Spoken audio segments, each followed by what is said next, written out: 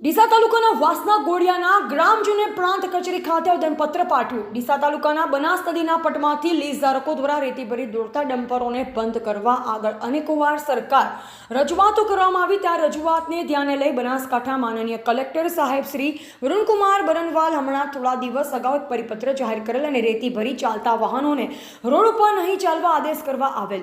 તે આદેશને વાસના ગોળિયા તથા આજુબાજુના ગ્રામજનોએ સમર્થન આપ્યું અને આ પરિપત્ર જે જુલાઈ અને ઓગસ્ટ સુધી જ માન્ય છે તે પરિપત્ર કાયમી માટે અમલવારી કરવામાં આવે તે માટે આજે ગ્રામજનો એકઠા થઈ ડીસા પ્રાંત ઓફિસ ખાતે નાયબ કલેક્ટરશ્રીને આવેદનપત્ર પાઠવ્યું। ડીસા જૂના, ડીસા વાસના સહિત આસપાસના ગ્રામજનોએ નાયબ કલેક્ટરને આવેદનપત્ર પાઠવ્યું। રેતી ભરી દોડતા વાહનો કાયમી માટે બંધ કરવા માટે નાયબ કલેક્ટરને રજૂઆત કરાઈ।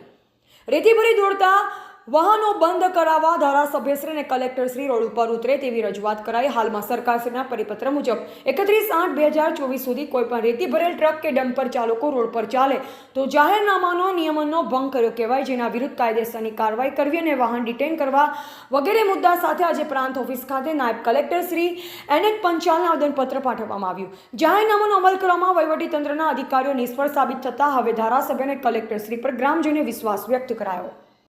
નાયબ કલેક્ટર સાહેબશ્રીને રજૂઆત કરવા હતા જે ટેમ્પા અને ડમ્પર રોડ ઉપર ચાલતા હતા વાસના, જૂના ડીસા, ગોળિયા, દશાના વાસ 4-5-6 ગામોના તમામ લોકો જે સાહેબે કલેક્ટર સાહેબે જે નિર્ણય લીધો અને જે ઓર્ડર કર્યો એ બદલ તમામ ગામની જનતા ખૂબ ખૂબ સાહેબશ્રીનો આભાર માને છે અને કાયમ સદંતર આ ટેમ્પા બંધ રહે એ માટેની રજૂઆત કરવા માટે અમે પ્રાંત ઓફિસે આવ્યા હતા અને દરેક સાહેબશ્રીનો ખૂબ ખૂબ આભાર જે સ્થગિત કાયમ ખાતે રાખ્યું।